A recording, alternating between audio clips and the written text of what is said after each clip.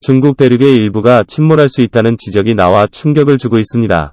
반면 한국은 살기 좋은 기후 환경으로 변화할 뿐 아니라 국토대개조 프로젝트를 통해서 동북아시아에서 가장 번영하는 나라로 새롭게 떠오를 수 있을 것으로 관측되고 있는데요. 국토전략팀이 영미권 주요 언론 매체에서는 최근 지구온난화로 인해서 중국 상하이와 같은 중국 동해안 지방의 대도시들이 침몰할 것이라고 경고하고 나섰습니다.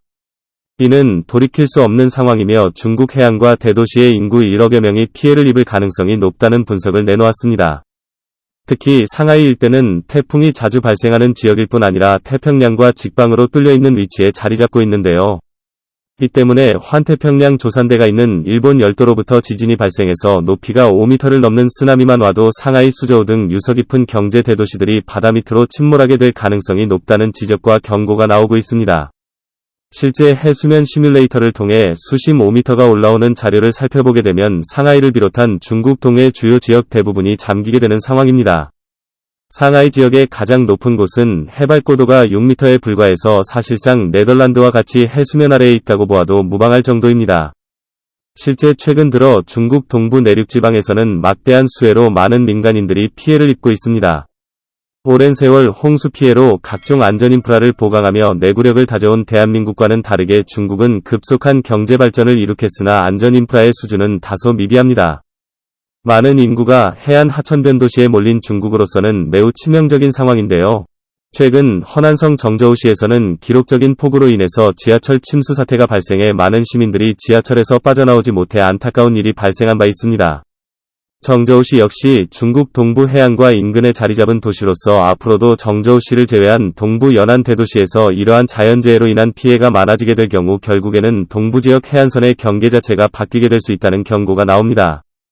미국 나사에서는 전 지구적 환경오염이 극심해질 경우에는 앞으로 수년 동안 지금보다 더욱 많은 홍수와 잦은 태풍, 더 높은 쓰나미 등이 일어날 수 있다는 경고를 하고 나섰습니다.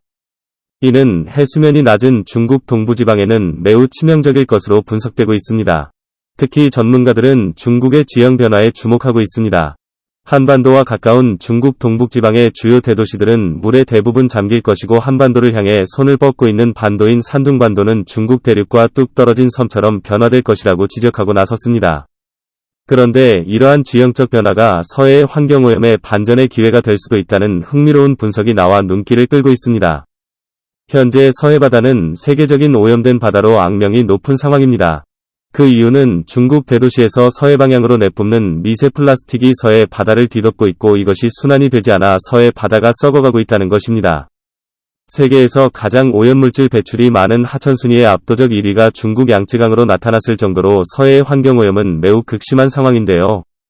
그 중에서 가장 오염이 심각한 곳은 중국 수도 베이징에서 오염물질이 흘러나오는 발해만입니다. 다름 아닌 산둥반도와 요동반도가 서로 바다의 흐름을 막고 있어서 오염이 극심합니다. 그런데 지구적인 해수면 상승이 5m가량만 일어나게 돼도 산둥반도는 섬처럼 변하게 돼서 발해만의 숨통이 트이게 되어 새로운 해류의 흐름을 통해 발해만의 오염물질이 정화될 수 있다는 분석을 내놓고 있습니다.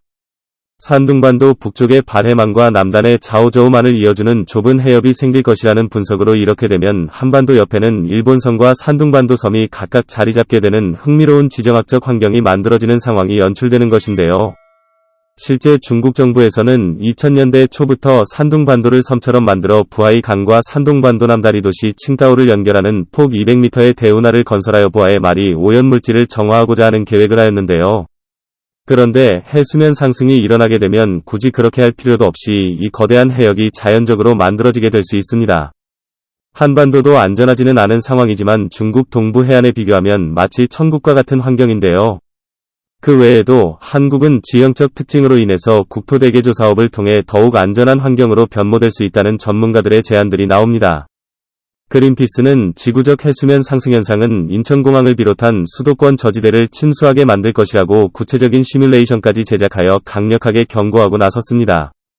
이것은 수도 대부분의 지역에 첨단 산업시설들이 몰려있는 특성상 한민족의 생존 자체가 위협이 되는 상황인 것입니다. 그러나 일각에서 경기만메리 프로젝트를 통해서 서울 수도권 지역을 보호할 수 있다는 흥미로운 분석을 내놓고 있습니다. 일찍이 이 프로젝트는 오랜 기간 전문가들 사이에서 제안되어 온 메가톤급 개발 프로젝트입니다. 경기만은 북한 옹진반도와 충청도 태안반도 사이에 위치한 바다입니다. 이 바다에는 강화도 인천공항이 있는 영종도 등 수많은 섬이 있습니다. 전문가들은 이 지역을 매립하자는 제안을 내놓고 있습니다. 총 면적 3,340제곱킬로미터, 약 15평을 매립한다는 계획입니다. 호남 평야 정도에 해당하는 넓이인데요. 이렇게 경기만 앞바다가 간척된다면 밀려들어오는 해수면 상승을 방지할 수 있는 방조제를 함께 건설하기 때문에 인구와 주요 산업시설들이 밀집한 수도권 지역은 사실상 안전한 땅이 되는 상황입니다. 이렇게 간척하여 대규모 방조제를 쌓아올리게 되면 제주도의 약 2배 면적에 달하는 국토를 확장할 수 있고 국가로 치면 룩셈부르크보다는 크고 브루나이보다 약간 적은 규모의 엄청난 국토 면적을 확보할 수 있는 상황이 됩니다. 전국 8도의 새로운도 하나를 추가해야 할 상황이 될지도 모르는 프로젝트입니다. 다소 황당하다는 주장이 나오기도 하지만 실현 가능성이 높아 이미 수십 년 전부터 구체화되고 있는 프로젝트들입니다. 이렇게 개발될 땅에는 부족한 농경지를 만들어낼 수 있고 수도권에 부족한 주택지를 만들어 더욱 쾌적하고 저렴한 주택 공급을 통해서 인구 증가에 도움이 될 수 있을 것이라는 관측이 나옵니다. 과거 일본에서도 지진에 취약한 간토 평야의 수도 도쿄를 버리고 도쿄 앞바다인 도쿄만 한복판에 대규모 미래 신도시를 개발하자는 논의가 있었으나 도쿄만의 깊이는 서해 바다에 비해 매우 깊어 그 프로젝트는 무산된 상황입니다. 그러나 서해 바다는 매립하기가 매우 용이하여 간척이 쉽습니다. 천혜의 지형 조건으로 인해서 해수면 상승에도 안전한 국토를 가꾸어 나갈 수 있을 뿐 아니라 더 많은 인구를 부양할 수 있는 환경으로 변모될 수 있을 것이라는 분석이 나옵니다. 경기만 내리 프로젝트는 이미 순차대로 진행되고 있는 상황입니다. 대표적인 곳은 송도 신도시와 인천국제공항이 자리잡은 영종도입니다. 이곳은 모두 바닷물이 넘칠대던 바다였으나 불과 10수년 만에 뉴욕의 맨해튼이나 두바이처럼 바뀌었습니다. 놀랍게도 송도 신도시에는 유엔의 국제기구와 관련된 금융을 관리하고 있는 GC의 녹색기후기금 본사 사옥이 자리잡고 있습니다. 사실상의 전세계 국가들로부터 세금을 거두어들이는 일종의 국세청과 같은 기능을 우리 대한민국이 유치한 것입니다. 대한민국은 교토해정서 파리기후협약에 적극적으로 참여하고 있고 글로벌 기후 어젠다에 가장 민첩하게 앞서 나가고 있는 나라입니다. 이러한 기후적 위기 속에서 한반도의 작은 나라 하나 정도에 해당하는 국토 면적을 넓힐 기회가 만들어질 수 있을지 주목됩니다. 시청해주셔서 감사합니다.